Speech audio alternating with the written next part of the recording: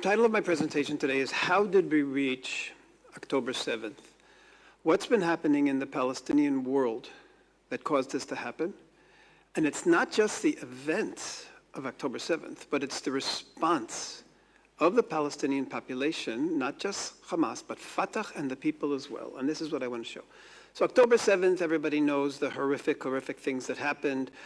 You just saw some of the pictures. 20 children lost both parents, 96 children lost one parent. Many families completely were wiped out. This family was found hugging together, and they were all murdered together. This was the atrocities. Everybody knew the atrocities. How did the Palestinian Authority and Fatah, and in general the population, respond to this? I'm going to show you first a couple of short examples. This is a Fatah leader on official Palestinian Authority television, already a day after, and everybody knew about the massacres. بداية نقول لأهلنا ولأبناء شعبنا الفلسطيني صباح النصر، صباح الفرح، صباح العزة والكبرياء. A morning of victory, joy, and pride. The massacre of Israelis brought in pride. This is official PATV and a Fatah leader. The same day, Fatah produced this image, which they broadcast as well on their Telegram channel, a mouse of a Jew over here, an Israeli being trampled by the Palestinian flag, mocking the Israelis. We're trampling you like mice or rats. And then a month later, look what's happening on the streets of Ramallah.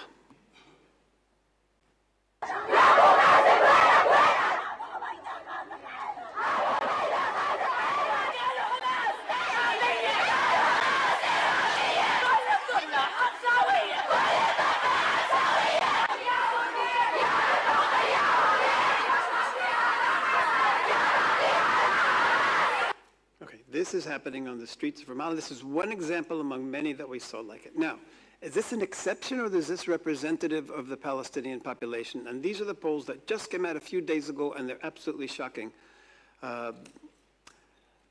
Palestinian population, close to 60% extremely support the Hamas attack, and another 15% somewhat support. 75% of the population supports, and even worse, 98% feel a sense of pride as a Palestinian. To a great extent, 94%, and to some extent, 3%, 98% of Palestinians felt pride in this horrific massacre. How did this happen? How did we get here, that an entire population?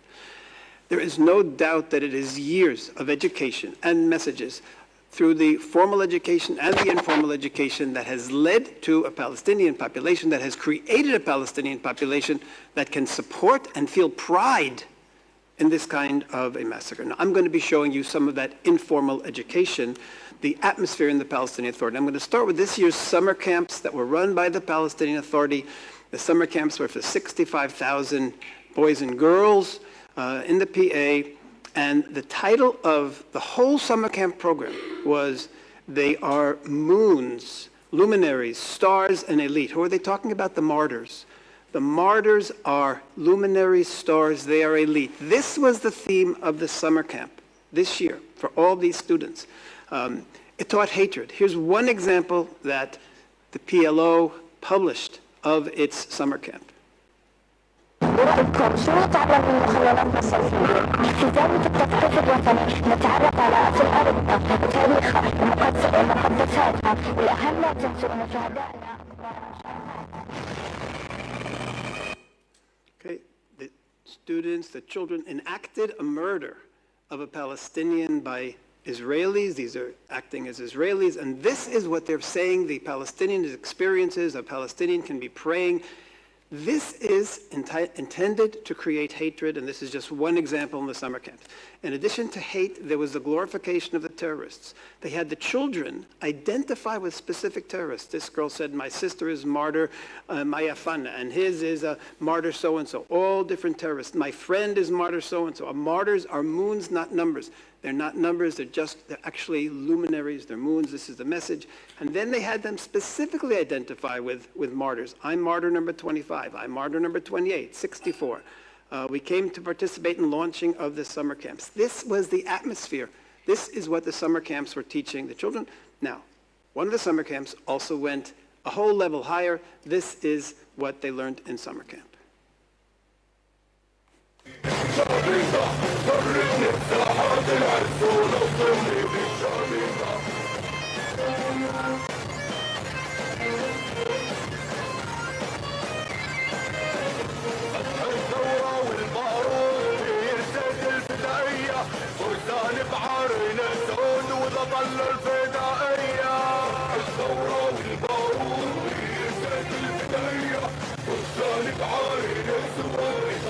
Okay, you see them enacting kidnappings here, enacting murder and killing, and it went on and on. This is the summer camps of the Palestinian Authority.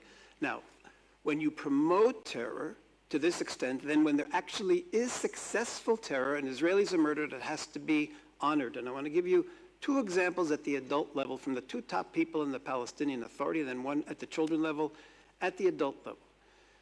This, Lucy, Mia, and Rena May, mother and her two daughters were murdered in a drive-by shooting in April this year. A month later, Israel captured the two terrorists and killed them. That same day, Prime Minister Mohammed Shtaya posted on his Facebook page a picture of the two murderers, and these were the words, "Glory and eternity to our righteous martyrs." This is the Prime Minister. The murder of these three people in a drive-by shooting were righteous martyrs. This is coming from the Prime Minister of the Palestinian Authority. Earlier this year, Israel released two murderers from prison who had served 40 years in prison. Mahmoud Abbas called them up on the phone right away. He honored them even more later, but the day they got out, this is what he said to them on the phone. أنت وكريم قامات كبيرة بالشعب الفلسطيني، نفتخر فيكم وبنعتز فيكم وبنقول الله يعطيكم الصحة وأنتم نبراس. Okay, you're models of the nation, icons of the Palestinian people, two murderers, and this is what Abbas comes and tells Palestinians about two murderers. Now at the children level. Fatah has a special children's magazine for ages 6 to 15. This young woman here, 26-year-old Dala Lemkes, was murdered by a terrorist. He drove by and ran her over, but when she didn't die, he jumped out of his car and then he stabbed her until she was dead. The terrorist who did this was named Rushdie al-Khashlamun, and this is what they write about him, about this murder of this young woman in this magazine for young children. The Palestinian prisoner is one of the heroic fighters of Palestine. The best example is prisoner so-and-so, who has the most beautiful smile and carried out a heroic car ramming operation. Running her over, stabbing her to death is a heroic car ramming operation of Fatah to its children. Palestinian Authority has named 6 schools after Dalal Mughrabi. Who is Dalal Mughrabi? She hijacked this bus together with the terrorists, killed these 12 children and 25 adults, and there are 6 schools the PA Ministry of Education has named after her, in addition to another 31 schools named after different terrorists. Now, one of the messages that enables Palestinians to go out and let themselves be killed and not fear death is that the Palestinian Authority has turned dying for Allah, which is a religious concept, shahada, into the highest achievement. It's not just not so bad, but this is what you should be aspiring for. I want to show you how they teach this both to adults and to children. This is a young girl, and Fatah put this on their Facebook page. فأمه بهية تحمل الهدية نظر إليها فإذا بها بندقية صاح بأعلى صوته يا أمي يا أمي ما هذه أهذه هي الهدية ضمته إليها واحتضنته بيديها وقالت يا بني لم نخلق للسعادة فأنت في نظري مشروع للشهادة فالقدس لنا وسلاحنا إسلامنا وذخيرتنا أبناؤنا. Our ammunition is our children. Children are ammunition. This is pure child abuse. There is no worse message you can tell a child. You have no value other than ammunition. This is Fatah on their Facebook page. Now, they also do it through music or songs that repeat. This is a song I'm going to play just a few seconds, but this was played for over 4 years on Palestinian television between programs starting in 2017 through 2020. 4 years they played this song.